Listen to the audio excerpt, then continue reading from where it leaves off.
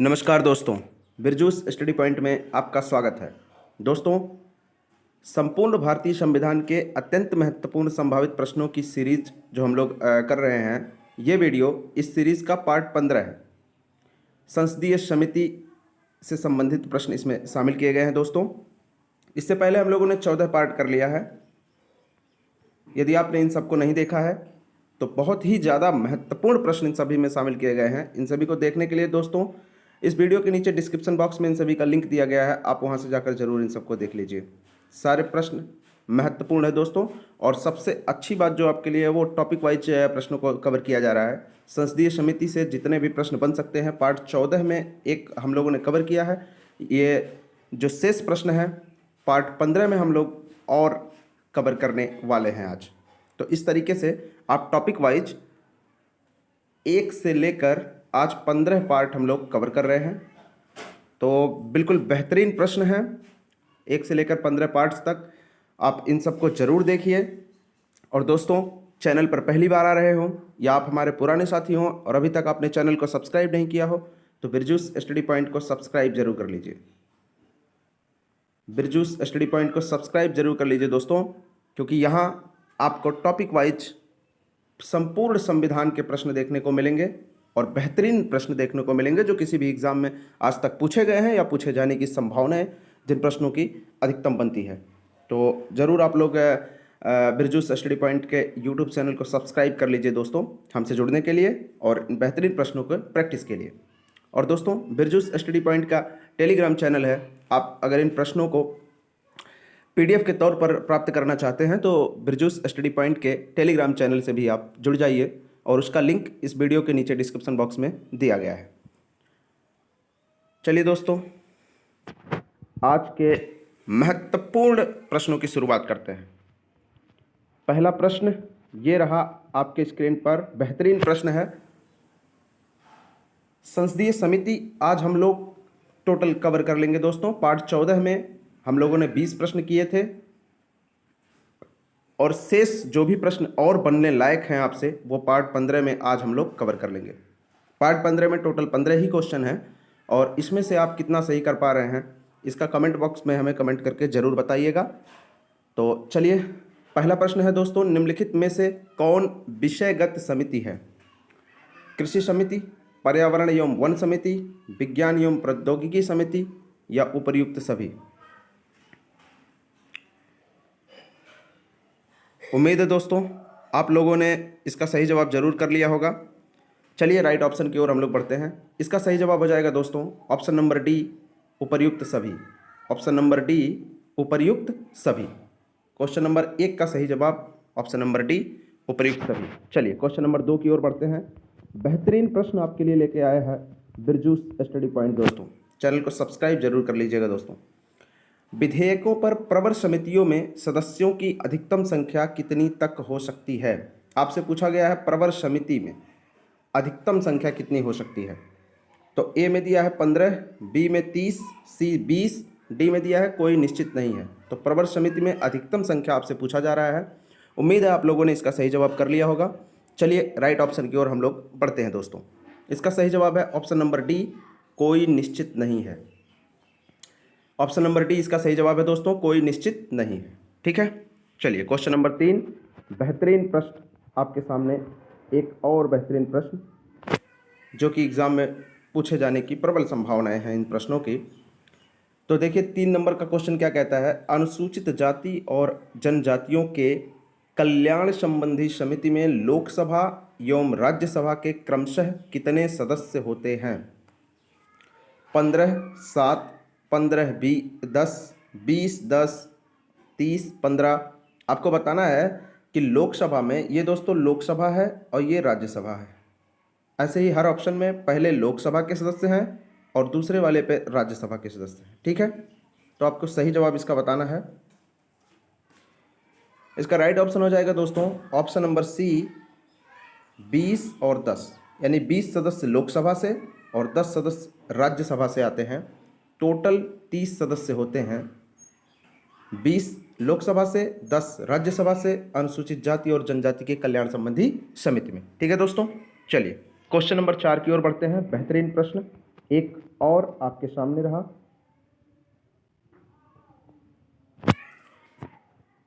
चलिए दोस्तों, question number 4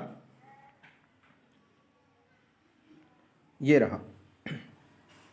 संसद के समितियों के सदस्य ए में दिया है राष्ट्रपति द्वारा नामांकित किए जाते हैं, बी संसद में विभिन्न दल के नेता द्वारा नामांकित किए जाते हैं, सी प्रधानमंत्री द्वारा नियुक्त किए जाते हैं, और डी कहता है अध्यक्ष द्वारा नियुक्त किए जाते हैं अथवा सदन द्वारा अपने सदस्यों के मध्य से निर्वाचित किए जाते हैं। तो इसका राइट ऑप्शन हो जाएगा दोस्तों ऑप्शन नंबर डी। इसका राइट ऑप्शन हो जाएगा अध्यक्ष द्वारा नियुक्त किए जाते हैं अथवा सदन द्वारा अपने सदस्यों के मध्य से निर्वाचित किए जाते हैं। ये इसका सही जवाब हो जाएगा दोस्तों।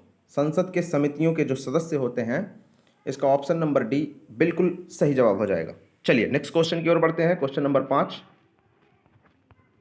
क्वेश्चन नंबर 5 ये रहा दोस्तों। क्वेश्चन नंबर 5 क्या कह रहा है? संयुक्त संसदीय समिति में कितने सदस्य होते हैं? 15, 22, 45, 30। संयुक्त संसदीय समिति में इंपॉर्टेंट प्रश्न है दोस्तों, और सारे प्रश्न इंपॉर्टेंट है इस वीडियो में। और जो भी ये सीरीज चल रही है दोस्तों, इस पूरे सीरीज के ही प्रश्न इंपॉर्टेंट है, ये कहा जा सकता है आपकी तैयारी के दृष्टिकोण से। तो एक एक प्रश्न आप जरूर देखिए, सारे प्रश्न आप जरूर देखिए। और दोस्तों वीडियो पसंद आए तो लाइक कर दीजिए और अधिक से अधिक शेयर कर दीजिए दोस्तों। आप लोग शेयर करने में कंजूसी करते हैं, शेयर करने से आपका कोई नुकसान नहीं होगा, तो झूम कर वीडियो को शेयर जरूर किया करिए दोस्तों। इसका राइट ऑप्शन हो जाएगा option number C 45। Option number C 45 सदस्य। संयुक्त संसदीय समिति में 45 सदस्य। बिल्कुल फैक्चुअल क्वेश्चन है दोस्तों, इसको याद जरूर रखिएगा आप लोग, क्योंकि भूलने के चांसेस काफ़ी ज़्यादा होते हैं इस टाइप के प्रश्नों के। चलिए क्वेश्चन नंबर 6 की ओर बढ़ते हैं। संयुक्त संसदीय समिति में लोकसभा तथा राज्यसभा के सदस्यों की संख्या क्रमशः होती है। अब इसमें भी आपको बताना है लोकसभा और राज्यसभा। तो ये लोकसभा है, ये राज्यसभा है, ये लोकसभा है, ये राज्यसभा है। इसी प्रकार सारे ऑप्शंस में पहले लोकसभा के सदस्य हैं, फिर राज्यसभा के। कितने सदस्य होते हैं संयुक्त संसदीय समिति में? इसका सही जवाब हो जाएगा दोस्तों ऑप्शन नंबर बी 30 और 15। 30 सदस्य लोकसभा से और 15 सदस्य राज्यसभा से। ऊपर हमने देखा संपूर्ण जो संयुक्त संसदीय समिति में टोटल सदस्य होते हैं वो 45 होते हैं, और वो कैसे होते हैं? 30 लोकसभा से, 15 राज्यसभा से। ठीक है दोस्तों, बेहतरीन प्रश्न एक और आपके सामने ये रहा। Question number 17। Question number 7। Question number 7 दोस्तों, कुल 17 संसदीय समितियों में से कितने समितियों के अध्यक्ष लोकसभा के सदस्य होते हैं? टोटल 17 संसदीय समितियां हैं, इसमें से आपसे पूछ रहा है लोकसभा के सदस्य कितने के अध्यक्ष होते हैं? 7, 8, 10, 11। तो उम्मीद है आप लोगों ने सही जवाब कर लिया होगा। राइट ऑप्शन है दोस्तों option number D 11। Option number D 11 इसका राइट ऑप्शन है। चलिए दोस्तों क्वेश्चन नंबर 8 की ओर बढ़ते हैं। एक और बेहतरीन प्रश्न जो आपके एग्जाम में आने की प्रबल संभावना है, पूछा गया है संयुक्त प्रवर समिति में कितने सदस्य होते हैं? 20, 30, 45, 40। संयुक्त संसदीय समिति में हमने देखा दोस्तों उसमें 45 सदस्य थे। यह संयुक्त प्रवर समिति है, इसमें आपको बताना है कितने सदस्य होते हैं। सही जवाब हो जाएगा दोस्तों ऑप्शन नंबर सी 45 सदस्य। बिल्कुल 45 सदस्य सही जवाब हो जाएगा। संयुक्त संसदीय समिति हो या संयुक्त प्रवर समिति हो, दोनों में ही 45 सदस्य होते हैं दोस्तों। ठीक है, चलिए क्वेश्चन नंबर 9 की ओर बढ़ते हैं। और दोस्तों वीडियो को अधिक से अधिक शेयर जरूर करिएगा दोस्तों, ताकि अन्य लोगों को भी इसका बेहतरीन लाभ मिल सके। और चैनल पर पहली बार आ रहा हूँ, सब्सक्राइब जरूर करिएगा दोस्तों। सब्सक्राइब कर लेंगे तो आपको हमारे सभी वीडियोज़ के नोटिफिकेशन आसानी से उपलब्ध होंगे, और आप बेहतरीन प्रैक्टिस अपने संविधान से जितने भी प्रश्न बन सकते हैं, टॉपिक वाइज जितने प्रश्न बन सकते हैं, इन सभी को बेहतरीन प्रैक्टिस करके आप एग्ज़ाम में बैठेंगे तो अच्छा रिजल्ट आपको देखने को मिलेगा। चलिए दोस्तों, संयुक्त प्रवर समिति में लोकसभा एवं राज्यसभा के सदस्यों की संख्या क्रमशः कितनी होती है? संयुक्त प्रवर समिति में, जिसमें हमने ऊपर आपको बताया कि 45 सदस्य होते हैं, 45 सदस्य होते हैं दोस्तों। इसमें लोकसभा और राज्यसभा के सदस्यों के बारे में पूछा गया। तो लोकसभा ये रहा और राज्यसभा ये रहा। बिल्कुल पहले जो लिखा गया है ऑप्शन में, ये लोकसभा के सदस्य हैं और बाद वाले में राज्यसभा के सदस्य हैं। राइट ऑप्शन आपको बताना है 30-15 है या 15-20 है या 15-30 है या 25-30 है। तो इसका सही जवाब हो जाएगा दोस्तों ऑप्शन नंबर ए, 30 और 15। 45 सदस्य तो होते हैं दोस्तों, लेकिन लोकसभा के 30 सदस्य और राज्यसभा से 15 सदस्य होते हैं। आप देखिए ऑप्शन नंबर सी, ये भी 45 हो रहा है, लेकिन इसमें लोकसभा से 15 सदस्य दिखाया गया है और राज्यसभा से 30 सदस्य, जो कि बिल्कुल गलत है दोस्तों, क्योंकि लोकसभा से 30 सदस्य होते हैं और राज्यसभा से 15 सदस्य होते हैं। इसका राइट ऑप्शन जो है वो ऑप्शन नंबर ए है। चलिए क्वेश्चन नंबर 10 की ओर बढ़ते हैं। क्वेश्चन नंबर 10 ये रहा दोस्तों, बेहतरीन प्रश्न आपके लिए। निम्न में से कौन समिति विभिन्न विषयों पर चर्चा के लिए समय का निर्धारण करती है? मुझे नहीं लगता कि दोनों पार्ट्स यदि आपने देख लिया, पार्ट 14 और पार्ट 15, इन दोनों को यदि आपने देख लिया तो संसदीय समिति से कोई भी प्रश्न आपसे बाहर होगा। ऐसा कोई भी प्रश्न मुझे नहीं लगता कि एग्ज़ाम में आपसे पूछा जाए और आप उसका सही जवाब ना जानें, आप उसका सही जवाब ना कर पाएँ। तो ज़रूर इनको देखिए दोस्तों, दोनों पार्ट्स को देखिएगा तो आपको संसदीय समिति बिल्कुल एक एक प्रश्न क्लियर हो जाएगा। तो इसको ज़रूर देखिएगा दोस्तों, वीडियो पूरा देखिएगा, बिल्कुल बेहतरीन प्रश्न है आपके लिए। ए प्रवर समिति, बी लोक लेखा समिति, सी प्राक्कलन समिति, डी कार्य सलाहकार समिति। तो कौन समिति है जो विभिन्न विषयों पर चर्चा के लिए समय का निर्धारण करती है?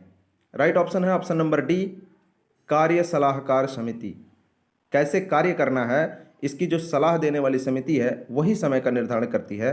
तो बिल्कुल सही जवाब हो जाएगा option number D, right option हो जाएगा दोस्तों। चलिए क्वेश्चन नंबर 11 की ओर बढ़ते हैं। वीडियो को शेयर जरूर करिएगा दोस्तों। क्वेश्चन नंबर 11 ये रहा,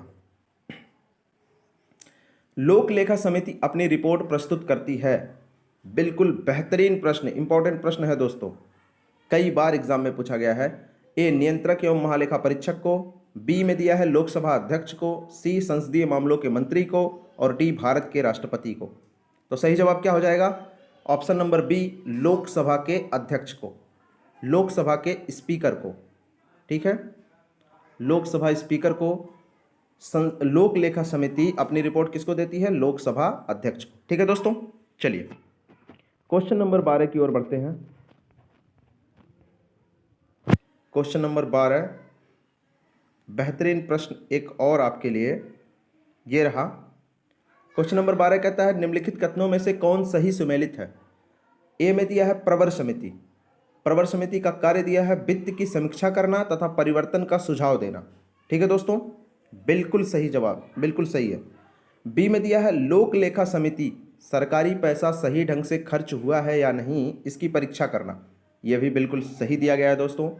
सी में दिया है प्राक्कलन समिति बजट में विभागीय व्यय की जांच करता है। दोस्तों यहाँ व्यय छूट गया है, बजट में विभागीय व्यय की जांच करता है, बिल्कुल सही दिया है और इसका राइट ऑप्शन हो जाएगा दोस्तों option number D. Question number 12 का राइट ऑप्शन है ऑप्शन नंबर डी, सभी सही सुमेलित हैं। ठीक है दोस्तों, चलिए नेक्स्ट क्वेश्चन की ओर बढ़ते हैं। क्वेश्चन नंबर 13, इसके बाद शेष रह जाएगा 2 क्वेश्चन आपके लिए।